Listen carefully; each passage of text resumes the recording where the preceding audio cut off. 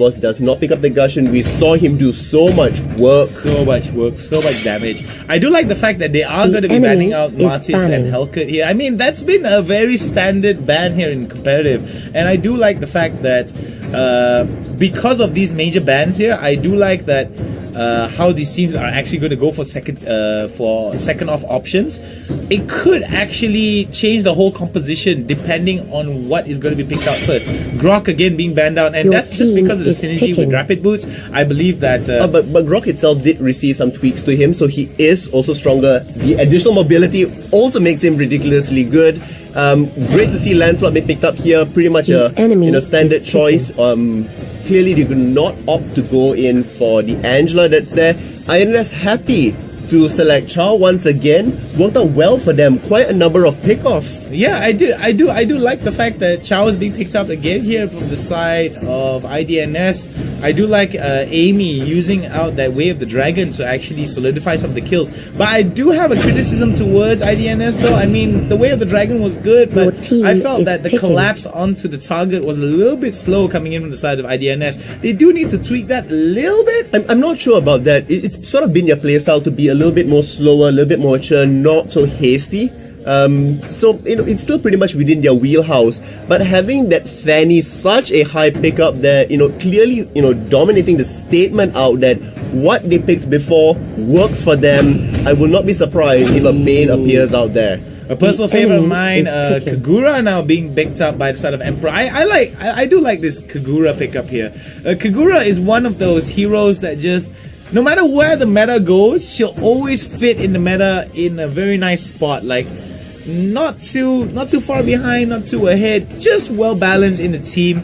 The Harley pickup here, coming in from the side of IDNS along with the Jawhead, but going over to the Akai. I do like the Akai a lot better than the Jawhead that's there. A little bit more versatile, and it is exactly what you need, because if you do pick up the Harley, which they just have done, you want to be able to position really well, and having Akai, helps that so very much. I'm really not sure about the Kagura pick specifically, just because things like Vexana is really strong and popular these days. However, comfort picks is coming through for the side of Evos. We saw them play multiple games of Kagura in their Indonesian regular season, into the playoffs that's there, and with Lapu Lapu as well. So pretty much also within your wheelhouse there. I love the comfort, and yes, Bane is being picked up. Did so well last game. Not only was he the highest gold that was going on, he also had the most participation that was working out there, and he soloed the top lane. So really good stuff that coming out from them. I am excited to see how this is going to play out. Now that Evos has seen the Bane, has seen the Fanny, can they adapt fast enough? That's the question I have. Okay, the thing is, right now, when you look at a Fanny, you gotta put some resources towards stopping her from getting those items. She gets 2-3 item spikes, and it's gonna be a big problem here for the side of Evos. So I do like the fact that in Evos' side, they got the Angela, the Hylos, the Lancelot, Lapu Lapu, and Kagura. Kagura does have some really good zoning potential. She does have some really good spells that is able to just do tons and tons of damage. But if Fanny were to get ahead, and also with Cho moving around with such mobility, it's just going to be a big problem here coming in for them. We're gonna go into game number 2 between Evos and IDNS Thailand. Evos on the blue side, IDNS Thailand on the red side. I do like to see Evos come back into this. We talked about them having, a better early game, being a little bit more aggressive, taking a bit of the advantages that's going on there. A little bit risky play, maybe. I want to see that happen again. We are going to see out here. Oh boy. That Framesy does get spotted out. He's going to be on the bottom lane from our perspective this time around, and Turtle's going to be on the opposite side of the map, spawning on the top side from our perspective. Alright, we do see that Evos now trying to get as much early objectives here from the side of Izzy as much as can. Isowade now coming in to show a little bit of support here for his friend, and we do see Evos hanging out over to the bot side, getting as much of the objectives as they can. So what do you think about this early on here? And I want to also ask you one thing, like, what do you think about this matchup here in the mid side? But before we go into that though, Isowadi taking a little bit of damage. I mean, he just sort of went through, checking things out. You asked me about the bot side there. Akai and Bane does have a little bit of advantage moving through simply because of the additional mobility that they have. Hylos is a little bit weaker before he hits his level 4. That's going on because he does need to take the additional bits of magic damage that's going through. Keeping in mind that in mid, you both have Harley and Kagura, really mobile mages that can create impact across the team.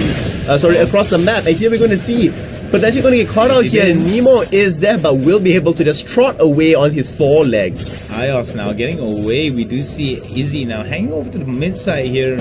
He's just hitting his level 2, so he does need to hit his level 3 in order for him to basically do some turtle resurrecting level 4 to actually do some really good stuff here. Alright, Aura now already hitting that level 4. Ultimate available as is.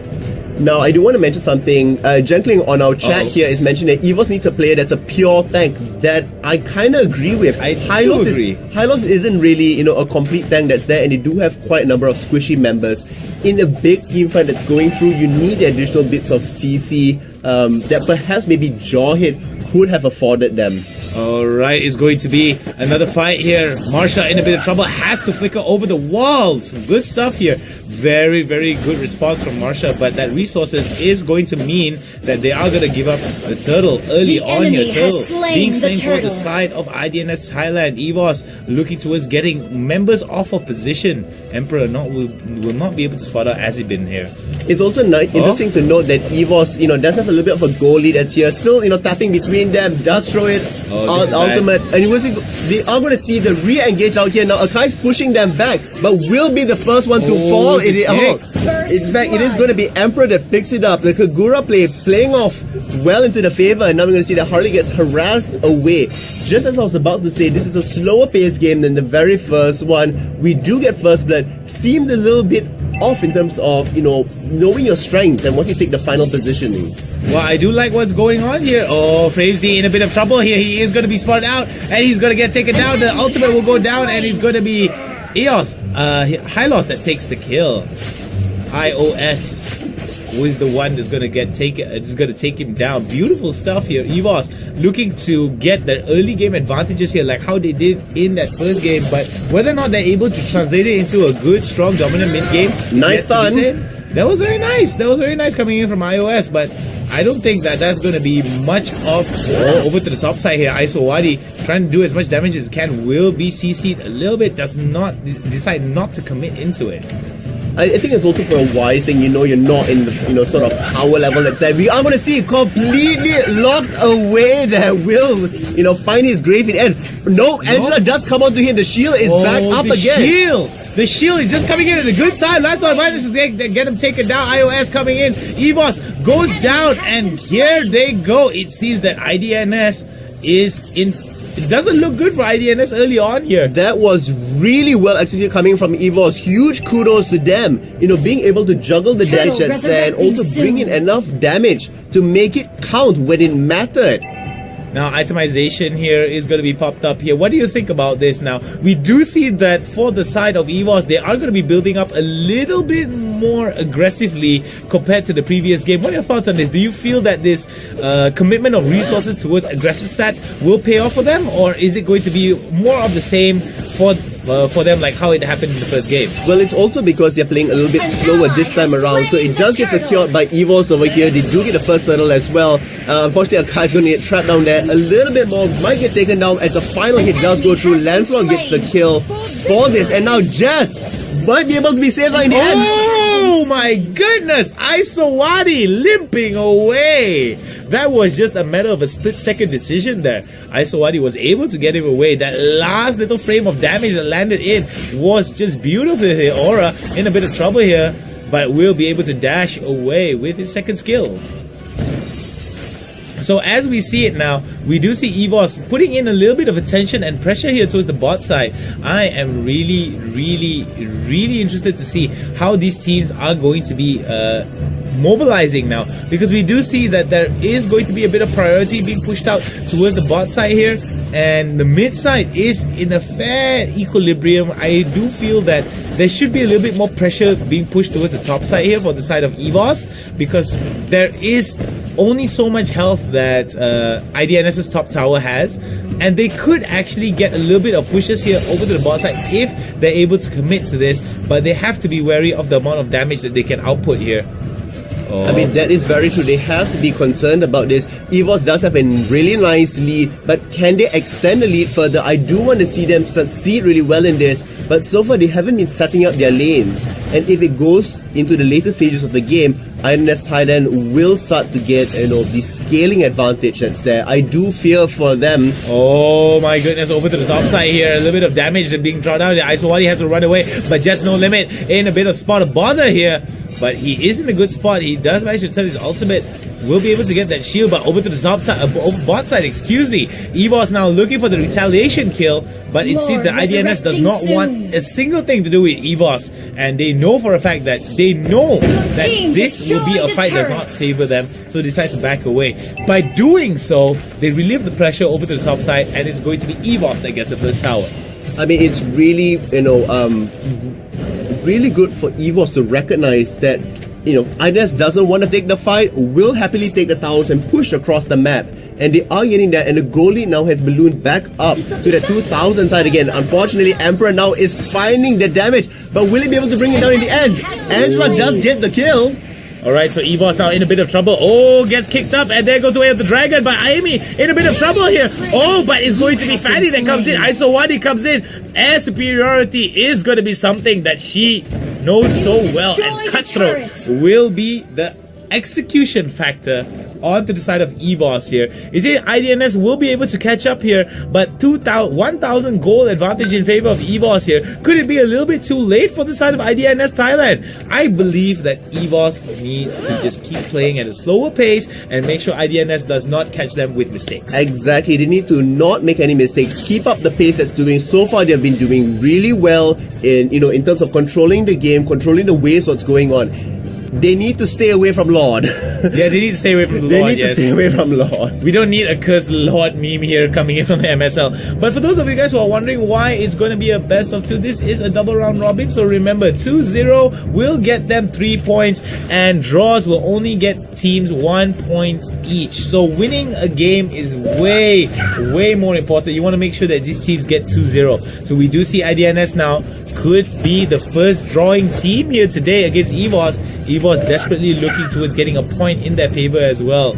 Indo Pride chants coming in the side of the comments. So if you guys are big fans of Indonesia, Thailand, whether it's Evos or whether it's IDNS, doesn't really matter. Show them some love. Let them know in the comments below. So we do see over to the bot side here, there might be a bit of a... Oh, but wait, before that, Isowadi will be able to get away with the steel cable. I do want to see what's going to be happening towards the bot side here. We do see a lot of IDNS Thailand now moving into the enemy jungle. They might actually go for that Lapu pickup here over to the bot side. I mean, it looks like they certainly want to be going for it. Jazz will be prepared for this, but Bane coming with reinforcements at the bottom as well. Back up top, Marshall's going to be deleted off the map. Fanny does have the items, is reaching that 10-minute mark where she is going to be superiorly stronger. Back in the mid lane, Kagura is pushing as well. Love the strategy coming out from Evos here. Not wanting to take the main fights that's going on, but really playing the map objectives, taking away the turrets. Yeah, taking away the turrets, taking the map objectives is fine, Sudo. I really like it, but at the same time also, when you do not put any resources into these fights and you end up losing resources anyway, you still lose in the long run. So it's only a matter of time before they are able to catch up again. And as we see, Angela plays so clutch, coming in, saving our Emperor. Now we get a double kill, just no limit. Oh my word, really good job done there by Evos, pushing their goal lead now 3,000 ahead. We also are going to see here that Aura is in the right position to be taking out, and pushing out the tower here. Not going to quite find the right angles, unfortunately. Just as I say that, I eat humble pie. Humble pie, definitely big sizes for you here. We're going to see a lot of damage being focused towards the turret. Amy, Azibin now in a bit of trouble. Looking towards getting a little bit of that damage out. Oh, we do see Isowadi here. Oh, he has to go for Emperor. Oh, he goes for Marsha instead. Look at that damage though. But Isowadi gets stunned, and it's going to be game over. And that killing spree over to the Lapu Lapu, and it seems just so few seconds ago that Fanny was superior in the air. All it took was one stun to shut down that tree. She got brought down to the ground immediately. That's that really good layering of the crowd control as well, making sure that she could not escape. Right now, Idns Thailand, reeling a little bit. This potentially, a little bit more of a difficult chance for them, given that Fanny has been removed. If you look at in terms of gold, Akai is 3,400. He does not have that tanky item, which is why he can be bursted down just like that. Alright, now looking for more action here. Manages to get that kill. We do see that because of the Kagura here, they are able to push it out. And look at that, the ultimate has been propped out and they're going to go for the dive, but Isowadi comes in. Look at the amount of damage that he does with the steel cable, and the cutthroat decides to go away. Steel cables away, and no kills coming in from either side of the teams though. So I feel that big ultimate coming in from the high loss could be wasted a little bit, but it does give them a little bit of lane priority here. And if you're wondering what lane priority is, it means that is the lane that's going to be pushed out, and the lane that you feel that the team feels that is going to be focused on here. We do see that over to the priority, in terms of priority here, it's going to be Lord that's going to be taken out. Izzy now getting into a fight with Aura. Aura in a bit of trouble here, and it's going to get iOS going to get taken down. Emperor trying his best to take down as much damage as he can as Eben spins to win, and it seems that Evos now getting a kill as well. We do see Idns pushing it out, but Idns breaking it away as Evos pushes it out more and more, and it seems that the Lord could be in their favor. Could Idns be able to repeat the same level of success that they did like they did in the previous game? Evos now has to be careful in this fight. Look at that Emperor taking too much damage, has to back away before he gets dived on. I mean, that is 4 members that went down. Bane is in such a strong commanding position. I mean, it was great that Fanny got some of the early kills that's there, but we just need to wait for Bane to come through. And there you see the amount of damage in terms of items that he's building. Absolutely insane, and which is why he's able to sustain affect team fights so dramatically. Kagura's going to come in and try to steal. Does get secured by Harley. It was a nice flank, by around there by Framesy to make sure that they couldn't have the final bit that's there. Lord coming out will equalize the game to Idns Thailand's side. There's a big wave there that will slow down Lord just a little bit. The next fight could determine it all. Evos has the kill lead. Towers here, they also have the lead, but can they win the team fight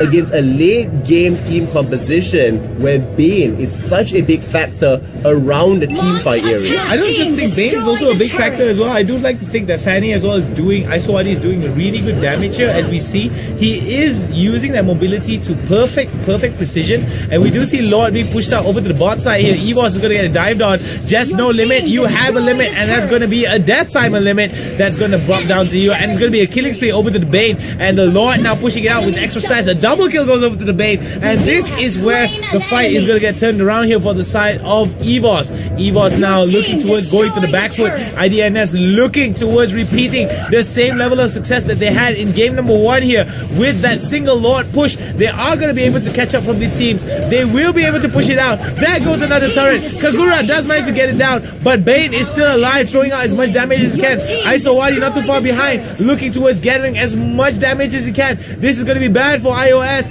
as Aura comes in. There goes the Lancelot, tries to go down, but look at the damage being done onto Aura. Man, oh man, what is this gameplay? Pseudo! I mean, that was crazy that 1/3 on the Lord almost brought him down completely. We're going to see here that will the Great Escape come through? Lancelot will get the kill into that one. Now they're hunting that Bane. Now they need to remove him across the map. Can they do it or not? They have multiple members that here. Hylos will be able to stun him out, and this should be the end of him, especially with Angela being there to assist as well. Jess is on cleanup duty all the damn time from the bottom lane back now into the base. 110 seconds more to go as once again Angela falls. That's 4 deaths to her already, just easily being picked off.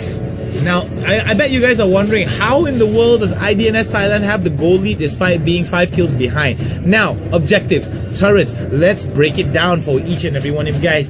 5 turrets in favor of Evos, that's fine. They had the majority of the lead from early game to a little bit of the middle game. But when we hit the middle part of when we hit mid to end game transition, we did see that with one Lord play, IDNS was able to turn it all around, securing a goal lead and even stealing away the buff there. Harley just got the buff. I mean, we talked about, you know, the maturity of Idns Thailand. They will wait. They will look for the right positioning. They will wait for the right cooldowns before taking the team fights. And it's that patience and maturity that has helped them, you know, always get out of a bad, you know, or a seemingly lower position earlier on.